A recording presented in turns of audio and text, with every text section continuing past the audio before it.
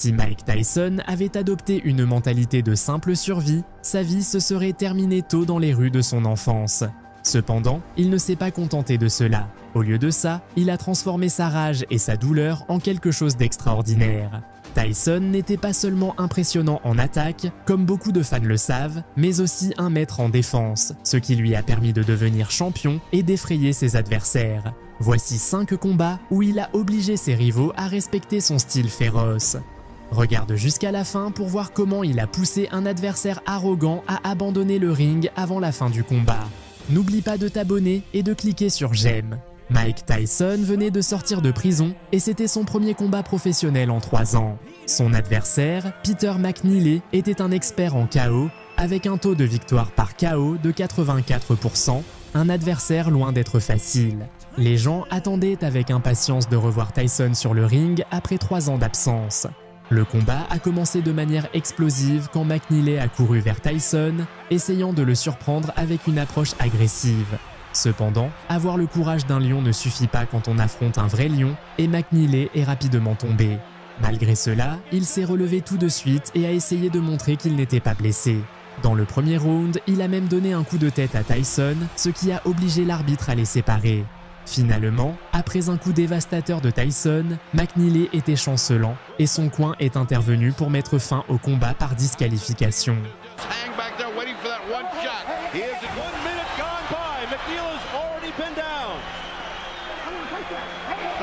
Mills Lane said stop that nonsense because they were starting to butt heads. Oh. Tyson with a left hook, a right uppercut, down goes McNeeley again. Steve, he's very hurt. He can barely stand up. They want Tyson to go to the neutral corner. What's going on? Correct, that was not correct. That's a crime for McNeeley. This kid was fighting his heart out. That is wrong. It was McNeeley's corner who stopped the fight. And that is it. Just like that, it's over. Well, if it starts, you'll see Tyson land. Look at that hammering shot right there. And then the way he's punching, that right hand right there got him. And so he gets off balance and he goes down. Now the second knockdown, he's hurt more. On the inside, first knockdown. Mike comes across, just a nice short, crisp, turned over the right hand. Super slow-mo, because that was a nice little right hand, but it didn't land with a huge amount of crunching force. Let's look at it. The right, keep your Mike Tyson. Now he's in a perfect position to come back. Whack. And you see he's turning his head as he got hit. But it was enough to stun him, and he kind of tripped over Mike's feet as well. Un autre combat mémorable fut contre Donovan Razor Rudock, un boxeur de la nouvelle génération connu pour son coup dévastateur, un mélange de crochet et d'uppercut. Pour Rudock, battre Tyson était une opportunité de marquer son nom dans l'histoire de la boxe, et il venait d'une victoire contre Lennox Lewis en amateur en 1980. Mais Tyson, déterminé, est arrivé prêt à ajouter une autre victoire à sa liste. Bien que la différence de taille soit notable, cela n'a jamais posé de problème pour Tyson, qui, au 3e round, a mis Rudock au sol. À la fin du 7e round, avec un puissant crochet gauche, Tyson l'a de nouveau mis à terre, terminant le combat avec une combinaison de coups imparables.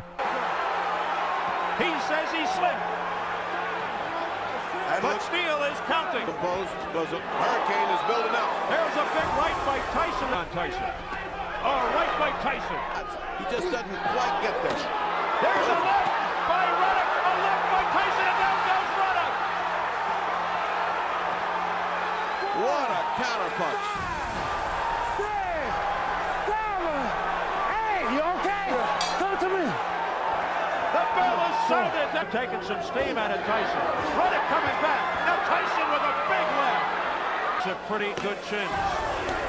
For withstanding this kind of barrage. Oh, what a right by Tyson. Oh, the left.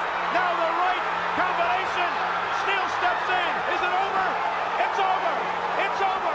And Mike Tyson has defeated Razor Ruddock here in the 7th round. The referee in charge, Richard Steele, stops the contest. Winner by way of TKO, Mighty Mike Tyson. Frank Bruno, un autre de ses adversaires, avait un taux de victoire par KO de 93%. Bruno, un homme fort et musclé, a essayé d'utiliser sa taille pour tenir Tyson dans le clinch chaque fois qu'il s'approchait. Dans le premier round, Tyson a presque réussi à le mettre KO, mais Bruno a résisté en le tenant. Cependant, le plan de Bruno de survivre au clinch n'a pas pu arrêter la fureur de Tyson. Dans le troisième round, moins d'une minute après le début, Tyson a lancé une combinaison de coups qui n'ont forcé l'arbitre à arrêter le combat. Frank Bruno grab Mike when he comes in like that. Every time. Every time he comes in, he's going to hold him. He's not going to let Mike do it. In every instance, anytime he gets close to the jab even gets there, you're too apprehensive.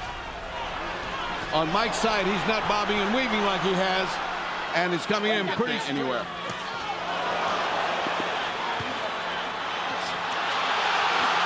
Good shot, he'd have been gone. Echoing your words, Bobby, throw the uppercut. But he said throw with venom. He meant put himself in position to win. Throw it like Bill Slay saying, fight it out, stop holding.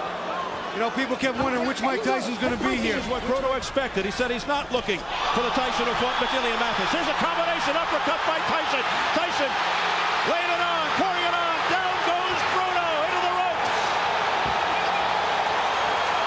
And it is all over. It is all over here in round 3. Mike Tyson is champion again.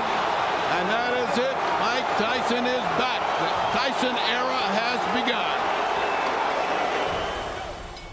Ladies and gentlemen, with a time of 50 seconds in round number 3, our referee in charge, Mills Lane, calls a halt to the contest.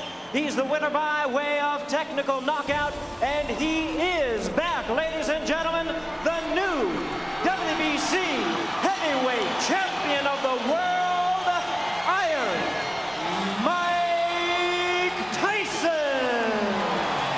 Andrew Golota était un rival connu pour son style sale et son comportement agressif, ayant déjà été disqualifié lors de combats précédents pour des coups bas.